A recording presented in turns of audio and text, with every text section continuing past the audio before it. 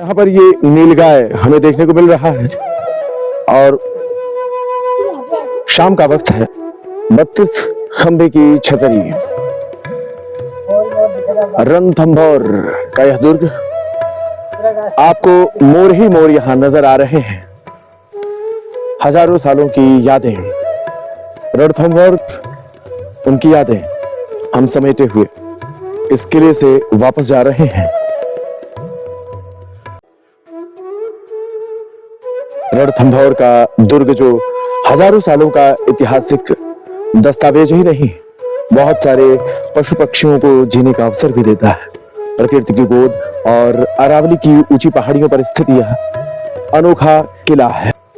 World heritage monument का यह हिस्सा बना हुआ रणथंभौर का दुर्ग, कई सारे सुरक्षित दरवाजों के बीच में स्थित यह दुर्ग 5वीं शताब्दी से 17वीं शताब्दी तक का इतिहास सजोए हुए।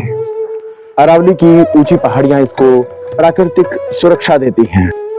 यादव राजवंश, चौहान राजवंश, मुगलों की यादें, चित्तौड़गढ़ रियासत का हिस्सा और फिर जयपुर राजघराने का यह हिस्सा बना हुआ यह ऐतिहासिक किला है। अलाउद्दीन खिलजी की बर्बरता, राजा हमीर की के साथ होने वाली धोखेबाजी, बहुत सारा इतिहास और उसी के साथ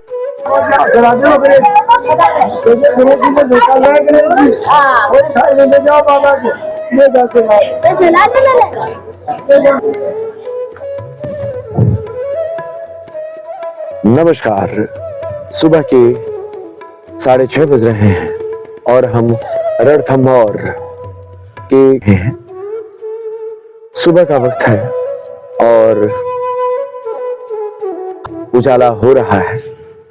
राजस्थान के इस रास्ते से हम गुजर रहे हैं। मकसद है रणथंभौर के किले की ओर पहुंचने का।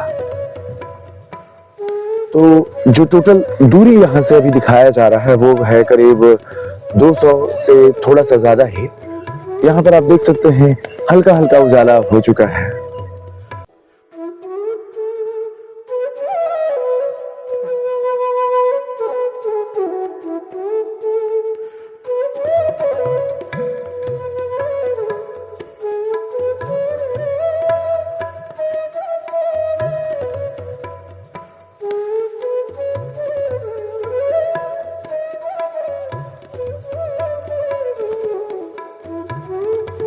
तो अब हम यहाँ के प्रवेश द्वार जो रणथंभौर के किले में नवलखा द्वार है वहां पर हैं।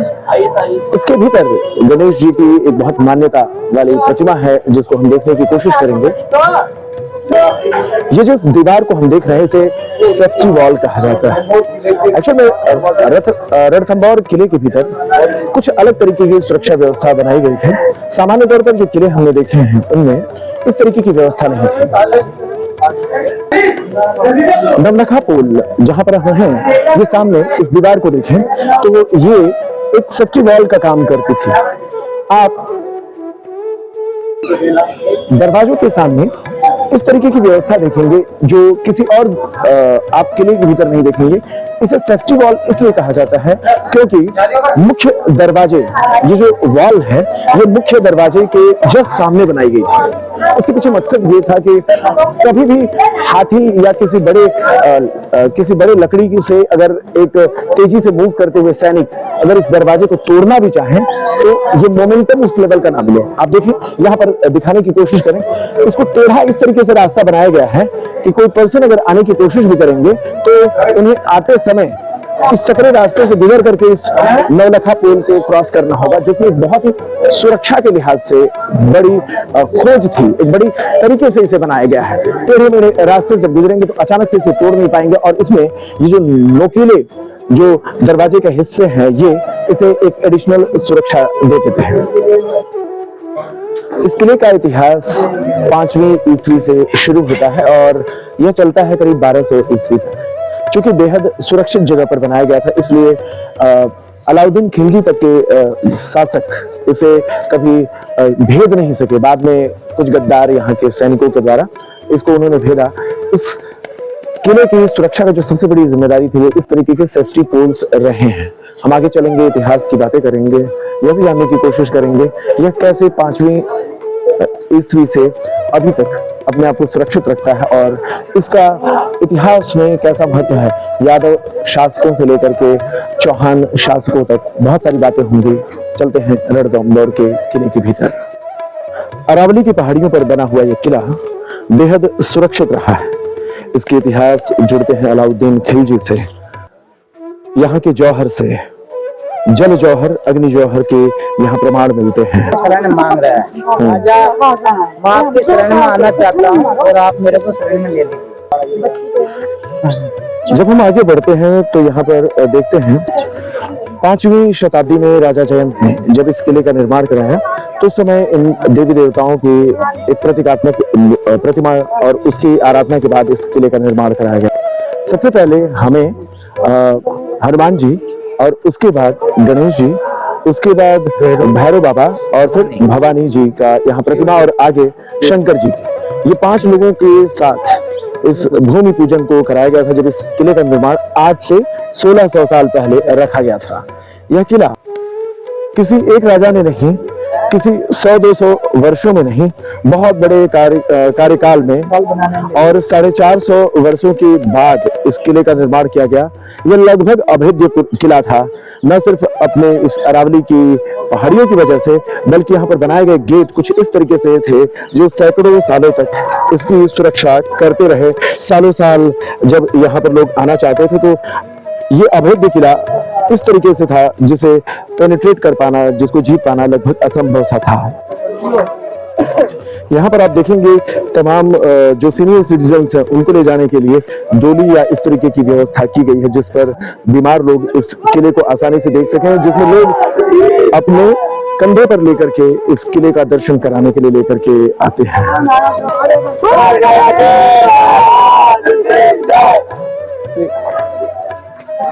नवलखा पोल से हम आगे हैं और हमें यहाँ पर देखने को मिलेगा उन इतिहास को जो राजा जयंत से शुरू होकर के अंतिम राजा, अंतिम यादव शासक जो 12वीं शताब्दी तक रहे और उसके बाद पृथ्वीराज चौहान राजाओं के पास इस दुर्ग के संरक्षण का काम आता है। बाद में अलाउद्दीन खिलजी ने इसे जीत लिया और उसके बाद ये मुगलों के शासनाधीन में आ जाता है। इसमें कुछ समय के लिए राणा सांगा का भी नियंत्रण था। इस किले को बनाने में जैसा कि मैंने आपको बताया बहुत सारे राजाओं का योगदान रहा है, बहुत सारे समय का योगदान रहा है। ये 1-2 नहीं, 5वीं शताब्दी से लेकर के 16वीं 17वीं शताब्दी तक की इतिहास को संजोए हुए है। इसमें जो सबसे ताकतवर राजा रहे हैं, राजा हम्मीर देव रहे हैं जो 13वीं शताब्दी के यहाँ के शासक रहे हैं। आमतौर पर जो मॉन्यूमेंट्स होते हैं उसको लोग संरक्षित नहीं करते हैं। यहाँ पर ये संदेश दिया गया, हमारी विरासत हमारा गौरव। अब हम आगे बढ़ रहे हैं और हाथी पोल पर हम पहुंच रहे हैं। सीधे तौर पर देखा जाए तो ये एक पहाड़ी को काट करके बनाया गया रास्ता जो एक यहाँ पर सेफ्टी वॉल के तौर पर यहाँ हाथी पोल एक दरवाजे को देखेंगे। जब इसका निर्माण हुआ था तो उसी समय इस किले में भगवान गणेश की बड़ी मान्यता रही है और इस चीज को हम यहाँ पर देख सकते हैं। इस पत्थर के आकार को अगर आप फील करने की कोशिश करें तो ऐसा लगता है कोई हाथी मतलब भगवान गणेश की प्रतिमा जैसी एक विशालकाय यहाँ पत्थर को रखा गया जो लगभग ऐसा अजम्पशन दर्शाता है कि यहाँ पर भगवान गणेश बैठे हुए हैं हाथी पोल के पास। इस तरीके का हमें देखने को मिलता है।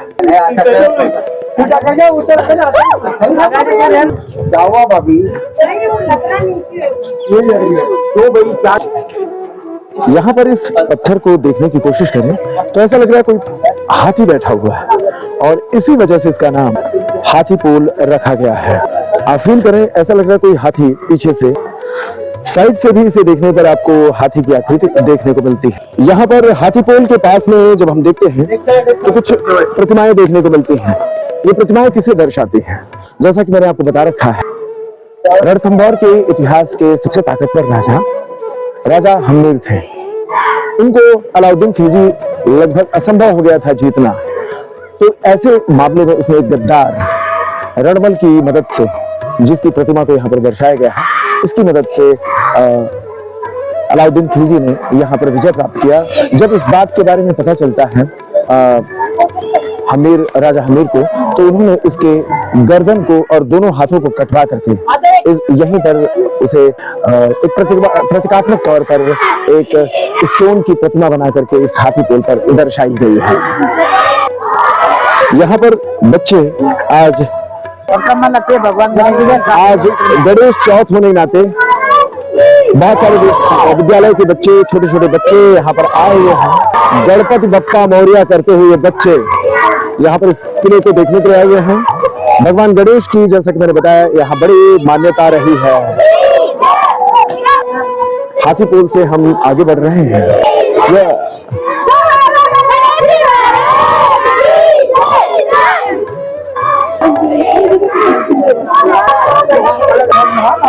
यहाँ जंगल सफारी यानी जो यहाँ पर बाघों के लिए रिजर्व जो जोन है, उसका पदम लेक ये सामने दर्शाया गया है। सामने दिख रहे इस पदम लेक के बाद जस्ट इसी से आगे राजबाग लेक है। यहाँ पर जोन 3 में यह जगह आपको दर्शाई गई है। जंगल सफारी के टोटल 10 जोन में बांटा गया है, जिसका जोन 3 हमारे सामने दिखाया गया है। सामने हम देख रहे हैं वॉच टावर। यहाँ पर इस किले की सुरक्षा के लिए इसका बड़ा इंपॉर्टेंस था, क्योंकि बाहर से अगर कोई आता है तो उसको आसानी से देखा जा सके। यहाँ 4 दरें, 84 घाटियां, 84 घाटियां यानी कच्चे रास्ते जिनको पार करके कोई दुश्मन यहाँ पर आता था तो ज्यादा मुश्किल हो और उसकी सुरक्षा और बेहतर की जा सके, इसीलिए यहाँ पर ये वॉच टावर बनाए गए थे। हम देख सकते हैं हाथी पोल के आगे सुरक्षा की कैसी व्यवस्था रखी गई थी। हम किसी भी जगह पर जाएं तो अपनी ऐतिहासिक धरोहरों को बचाने की कोशिश करें, ताकि हमारी आने वाली पीढ़ियां उसे देख सकें, संजो सकें। इस ऊंचाई पर बनाए हुए इस किले को देखें तो इसका जो सुरक्षा है यह इसकी ऐतिहासिक महत्व को दर्शाता है। बेहद ऊंचाई पर स्थित इस किले में एक राजा जो अलाउद्दीन खिलजी के लिए भी अभेद्य हो गए थे, जिनका नाम मैंने आपको पहले ही बता रखा है, राजा हमीर, उनके कुछ गद्दारों को, उनके कुछ उच्च अधिकारियों को अलाउद्दीन खिलजी ने अपने साथ मिला लिया और उसके बाद वो गद्दार आते हैं और इस किले की सुरक्षा व्यवस्था को बाईपास कर जाते हैं और अंदर घुसने के बाद वो जा करके किले की ये जो दरवाजे होते हैं उन्हें बंद करके किले के ऊपर जा करके अलाउद्दीन खिलजी का ध्वज लगा देते हैं।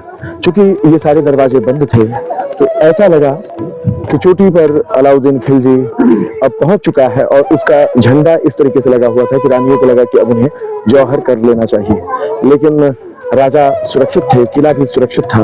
तो ऐसे समय में रानियां चूंकि जौहर करने जा रही थी और राजा को जब ये पता चला, चूंकि उनके सैनिकों ने सारे गेट को बंद कर दिए थे, जो गद्दार जो उनके अधिकारी थे उन्होंने गेट को बंद कर दिया और रानियों को लगा कि ऊपर ध्वज अलाउद्दीन खिलजी का लग चुका है, तो इसका मतलब हम हार चुके, हमें जौहर कर लेना चाहिए। राजा बाहर थे, अब वो इस किले तक पहुंचते कैसे? इसके लिए उनके ताकतवर घोड़े बादल इन पहाड़ियों को क्रॉस करते हुए ऊपर इस पहाड़ियों को चढ़ करके जाता है। ऐसा माना जाता है बादल बहुत ही ताकतवर उनका घोड़ा था और ऊपर जाकर के महल के भीतर एंटर करता है और रानियों को जौहर करने से बचाता है। इसके आगे हम गणेश पोल पर पहुंचे हैं।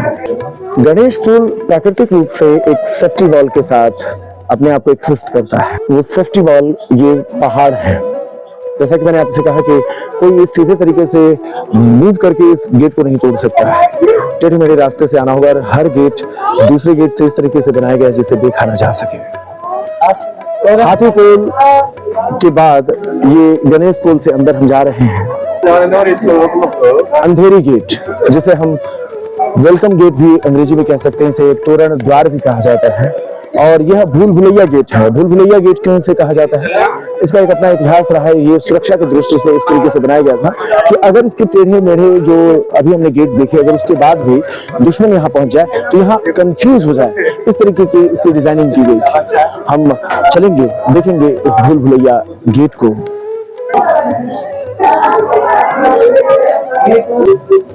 भूल भुलैया गेट कहने के पीछे मकसद ये था कि इस गेट का जो सीधे तरीके से जो जाने का रास्ता है वो स्ट्रेट है। स्ट्रेट इस रास्ते में जब कभी भी अगर कोई दुश्मन सेना आएगी तो सीधे जाएगी। सीधे जाते हुए आगे दुश्मनों को बेवकूफ बनाने के लिए यहाँ पर गड्ढे बनाए गए थे और उस गड्ढे के ऊपर फूल मींस वो झाड़ियां और वो सारे कप पेड़ों के तने रख दिए जाते थे ताकि मजबूरी में अगर कभी भी यहाँ तक कोई पहुंच भी जाए तो आगे पहुंच करके वो उस गड्ढे में जाकर के गिर जाते। भूल भुलैया इसलिए कहा गया क्योंकि आप इसी के साथ आते हुए देखेंगे जो इस गेट का सही रास्ता है वो इससे एक एंगल पर है।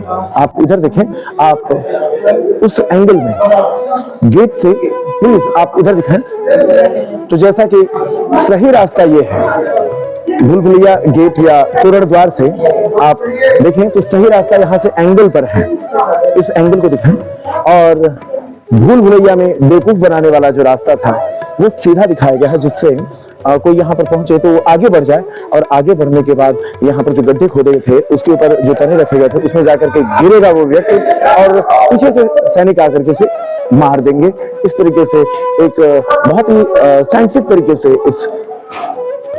इस किले की सुरक्षा की व्यवस्था की गई थी।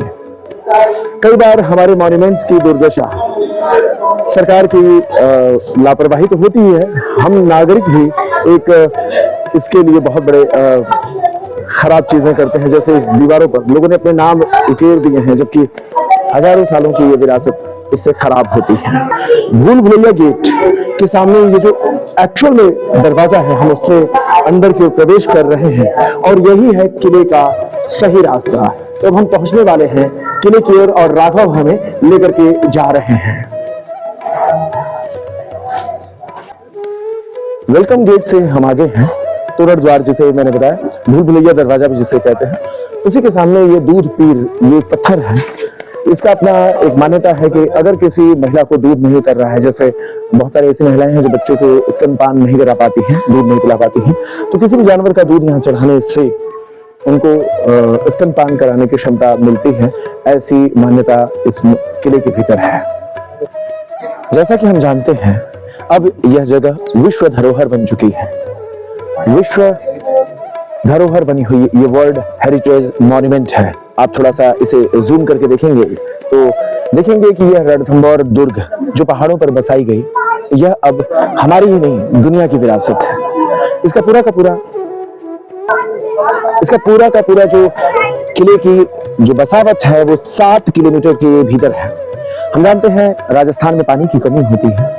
इस तरीके से ये किला बसाया गया कि न सिर्फ 100, 200, 400 बल्कि ये 1500, 1600 साल तक ये अलग अलग राजाओं के हाथों में रहा। जैसा कि मैंने बताया कि शुरुआती दौर में ये यादव शासकों के पास रहा, उसके बाद चौहान, फिर मुगल, बीच में कुछ दिनों के लिए राणा सांगा यानी जो चित्तौड़गढ़ की रियासत रही उसके पास ही ये किला रहा।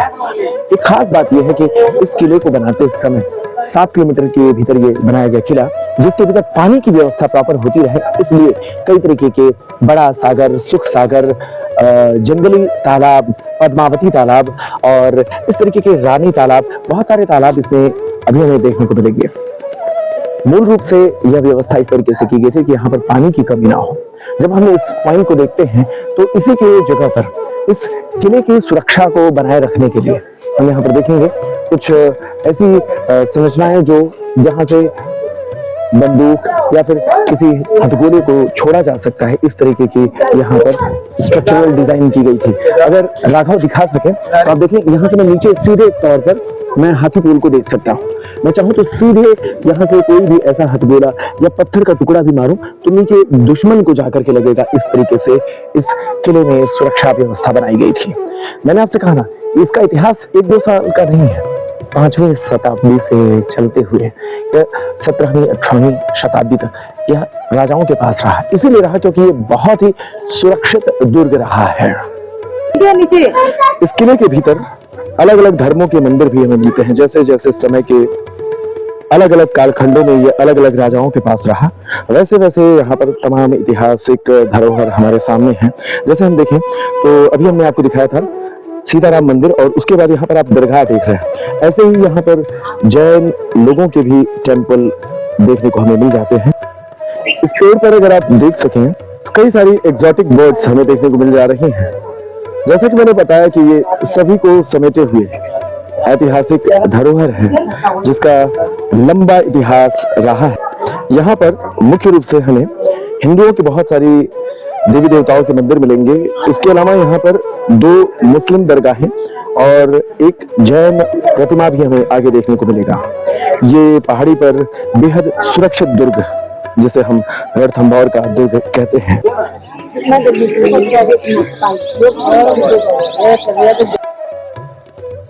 अब हम हैं दूल्हा महल के पास। दूल्हा महल मुख्य तौर पर इस जगह पर किले के भीतर के जो सैनिक होते थे या जो यहाँ के नागरिक रहते थे, उनके महत्वपूर्ण कार्यक्रम इसी दूल्हा महल के पास आयोजित किया जाता था। इस किले के भीतर लगभग सारी व्यवस्था एक बेहतरीन शहरी स्ट्रक्चर को दर्शा रहा है, जो हम दूल्हा महल के रूप में यहाँ पर देख पा रहे हैं। जैसा कि हम लोगों ने कई बार बात किया कि ये धरोहर, विश्व धरोहर, जो कि कई 100 सालों का इतिहास समेटे हुए है, इसमें अंतिम समय में मुगलों के बाद राणा सांगा के शासनकाल में यह उनका हिस्सा बनता है 1509 के दौरान, और अगले 1527 तक उनके पास रहता। बाद में मान सिंह के पास, जो कि जयपुर के राजा थे, उनके पास इस किले की विरासत आ जाती है। इस तरीके से हम देखते हैं कि यह किला न सिर्फ हिंदू राजाओं के पास बल्कि मुगलों के पास और दोबारा हिंदू राजाओं के पास आता है। वर्तमान समय में यह विश्व धरोहर बन चुकी है, जो सबकी अमानत है, सबकी विरासत है। हम इस समय रानी के तालाब के सामने हैं, जिसे राजा रानी या पुराने समय में स्विमिंग पूल के तौर पर इस्तेमाल करते थे। सामने देखा जाए तो यहाँ पर आपको मस्जिद दिखती है। मस्जिद, मैंने कहा ना, यहाँ पर मुसलमानों की भी विरासतें हैं। रानी के तालाब के सामने ही आपको कब्रगाह देखने को मिलती है। ये पुरानी धरोहर बन चुकी है। चाहे कोई किसी भी धर्म का हो, किसी भी मान्यता का हो, किसी भी संस्कृति में विश्वास रखता हो, लेकिन इतिहास तो है ना, जहाँ पर अलग अलग राजाओं अलग अलग समय पीरियड में अलग अलग तरीके से यहाँ पर शासन करते हैं। इसकी एक और मिसाल हमें यहाँ पर देखने को मिलती है इस दरगाह के तौर पर, जो 1300 ईस्वी के दौरान इसे बनाया गया था। समय के साथ हर एक चीज विरासत बन जाती है, चाहे यादें कड़वी हों या अच्छी हों, लेकिन यादें तो हैं। भले ही अलाउद्दीन खिलजी के धोखेबाजी, बहुत सारे राजाओं के यहाँ पर हम गद्दारी की कहानियां भी यहाँ पर इतिहास में दर्ज हैं। ये सामने की मस्जिद है। हम जैसे भी हों, चाहे किसी भी पंथ संप्रदाय को मानते हो, जैसा भी हुआ हो, लेकिन अब ये एक इतिहास का हिस्सा है। ये बताता है किस तरीके से समय समय पर किसने इस बड़ी सी अरावली पर बनी हुई दुर्ग को अपने शासन का हिस्सा बनाया, और यह अब न हिंदू नजर से ना मुस्लिम नजर से देखी जानी चाहिए। यह एक ऐसी धरोहर है जो सिर्फ और सिर्फ पूरी दुनिया के लिए एक विरासत के तौर पर है। यही वजह है कि राजस्थान आने वाले विदेशी पर्यटकों के लिए भी यह एक प्रमुख आकर्षण का केंद्र है। काजी सराउद्दीन की दरगाह, जहां पर कभी फारसी के कुछ अभिलेख हुआ करते थे, जो इस समय लोगों ने चोरी कर लिया, वरना यह भी इतिहास में दर्ज है। यहाँ पर एक दरगाह जो होती थी पूरी गुंबद के आकार की है, और यह दरगाह काजी पीर जनाब साहब की है, जो आर्कियोलॉजिकल सर्वे ऑफ इंडिया के द्वारा इस समय इसकी देखरेख की जा रही है।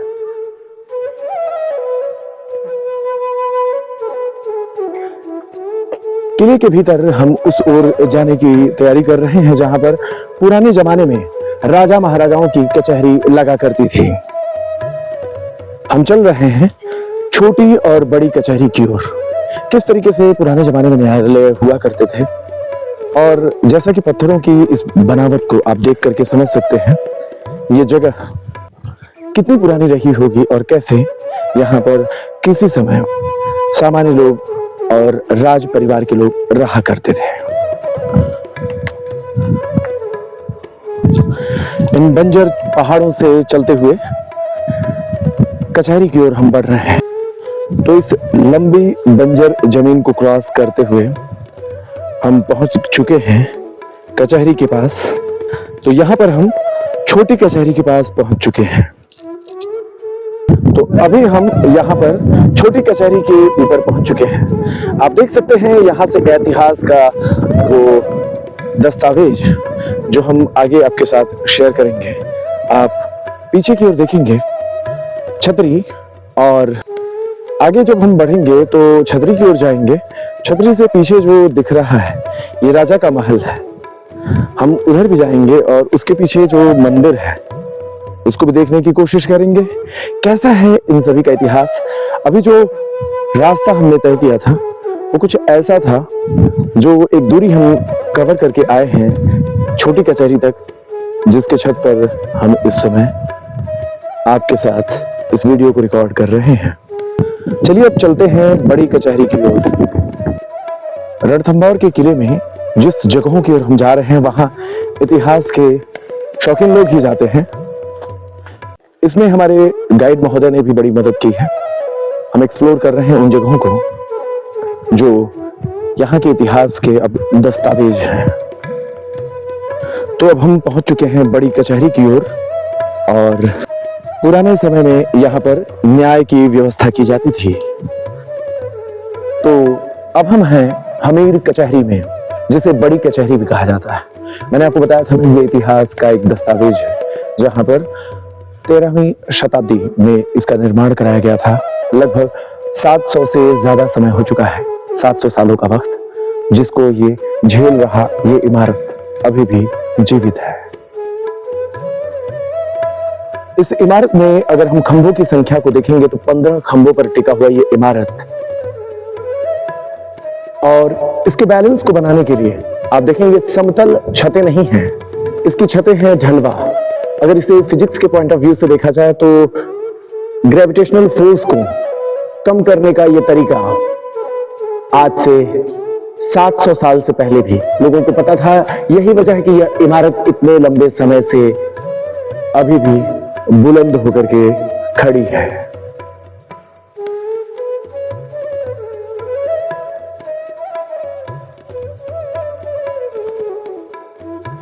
चलिए इस हमीर कचहरी के भीतर चल करके देखते हैं क्या है। जब हम भीतर आते हैं तो देखते हैं कि वो न्यायालय किस तरीके से काम करता रहा होगा। यहाँ पर राजा का ऑफिस है। यहाँ पर काफी स्मेल आपको देखने को मिलेगा। यहाँ हालांकि आर्कियोलॉजिकल सर्वे ऑफ इंडिया ने काफी प्रयास भी किया है, लेकिन आप देखेंगे नीचे ये जो इकट्ठी की गई जो ढेर है ये चमगादड़ के पोटी आप इसे कह सकते हैं, इसी वजह से यहाँ काफी स्मेल है। हम आपसे एक रिक्वेस्ट करेंगे, कभी भी इस तरीके के लोग हों जो इन जगहों पर पहुंच करके अपनी प्रेमी प्रेमिकाओं और अपने नाम इस तरीके से मॉन्यूमेंट्स को खराब करने के लिए इस्तेमाल करते हैं, कृपया न करें। ये विश्व धरोहर है। ये जितनी उन बिगाड़ने वालों की है उतनी ही यह इस जगह को संवारने वालों की भी है।